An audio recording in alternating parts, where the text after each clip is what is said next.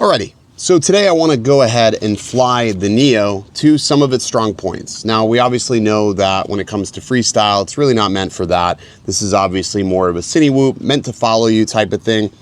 But I did go ahead and take the duck guards off, and what I want to do is go ahead and try to just use this to try to hit some of these gaps out here.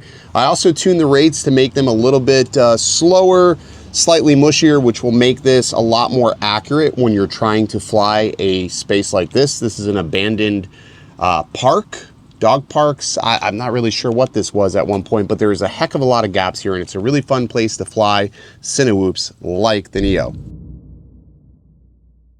All right, so last night when I was taking off the duck guards, I actually did notice I did actually damage the Neo right there. It's right here in the corner. You can see some of the duck is actually peeling just from some of the impacts. So it is possible to damage this. I don't think this is gonna hurt anything, but set this to manual. We'll do maybe 10 degrees.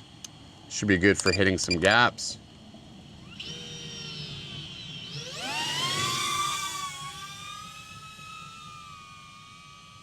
There we go.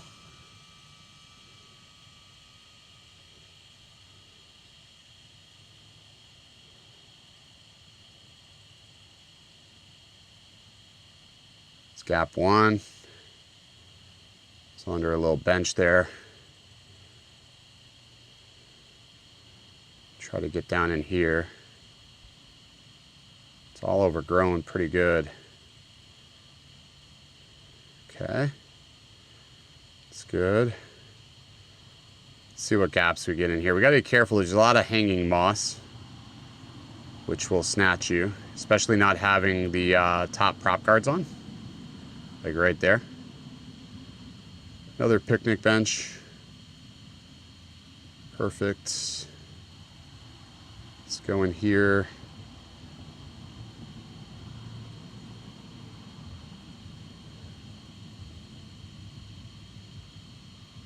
Yeah, it was a spider web actually.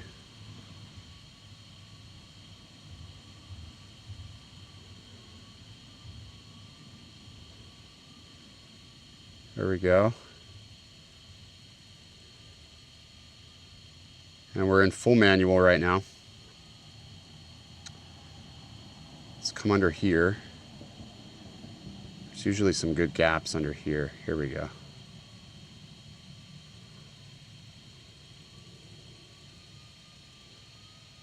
Oh, got a little squirrely. Let's see what this bench is over here.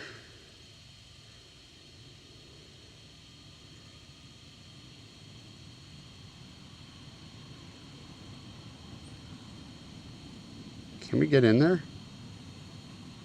I'm gonna lower this degrees down a bit to be more flush. All right, let's go back. We got no tilt now. Can we get through here without crashing? That will be the question.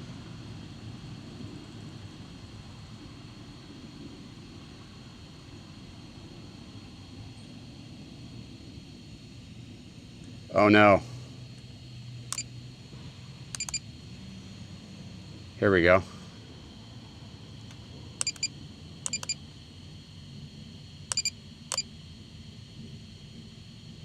All right, we got back up, sweet. All right, I'm gonna leave it at 10.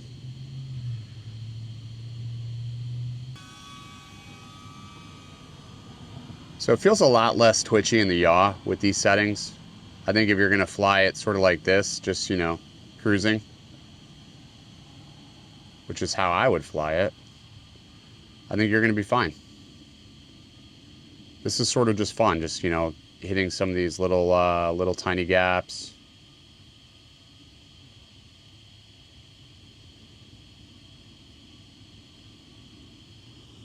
Oh, barely cleared that. Just barely cleared it.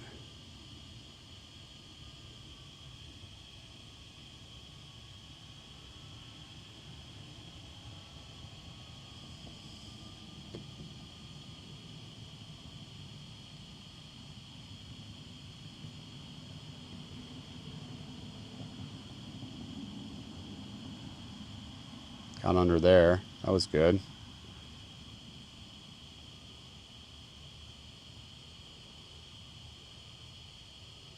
Let's see, let's go back to that. This is probably my favorite spot right here.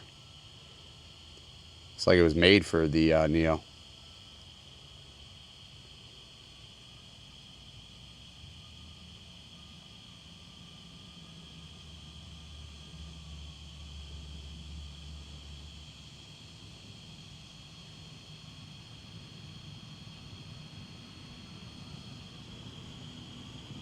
Oh, wow, that's pretty good.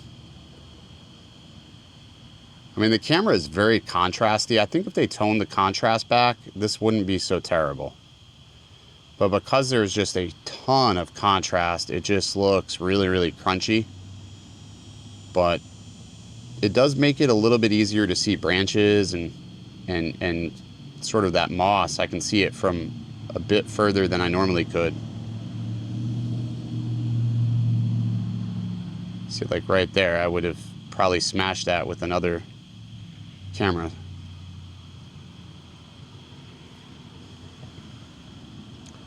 %, still flying. That's pretty good. And we've had one impact, one crash.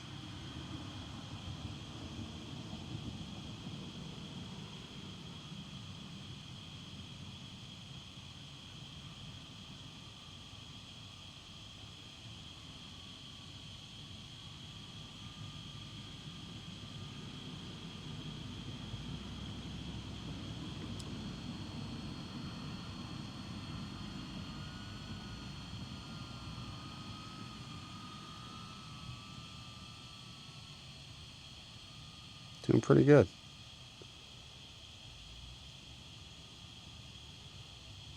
Okay. Coming along the sidewalk here.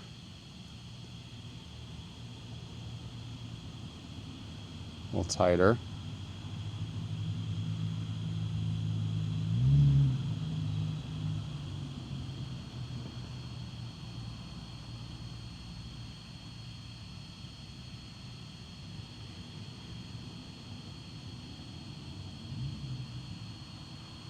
Perfect. That's good. There's another little gap. There we go. Another one.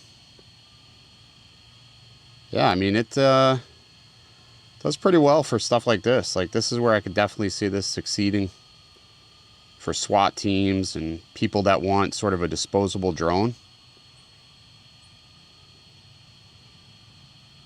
Like, this is where this would do so well.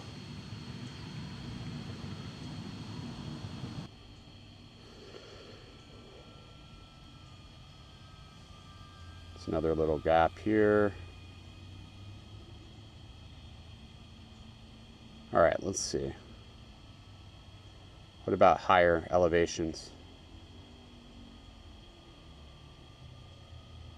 See, it's just that contrast that throws me off, but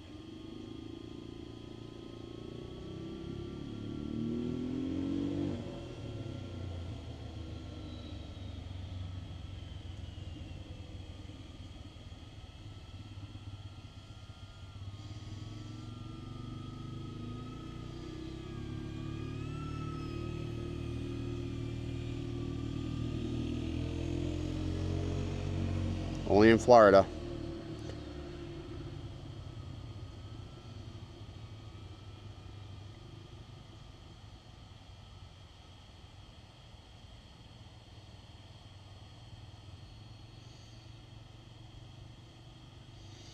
All right, so we've been flying 7 minutes of recording on this second battery after the crash, and still doing pretty good.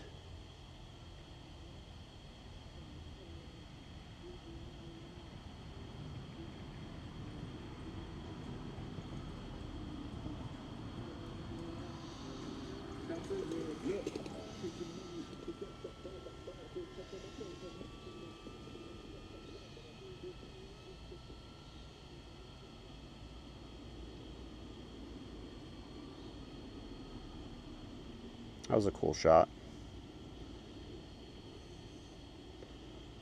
All right, let's bring it in.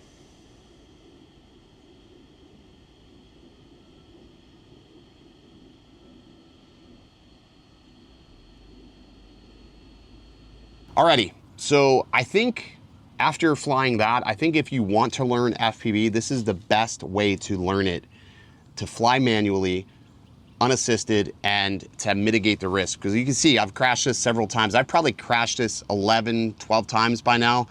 And really the only thing I've really damaged is this little piece right here, which does not affect the flight, which is fantastic. And I would have never noticed that if I didn't take the prop guards off. So with that being said, if you're looking to get into FPV, you want to learn how to fly, this is going to be your gateway drug essentially to learning how to fly FPV with minimal risk. At $199, if you destroy this, you're not going to be as upset as if you destroyed a $600, $700 FPV drone, whether it be an Avata or something else. So this is definitely an easy way to go. All right, that's going to do it for this video. If you enjoyed, be sure to smash that like button, subscribe if you already haven't. I'll see you in the next video. That'll do it. I'm gonna pack everything up now.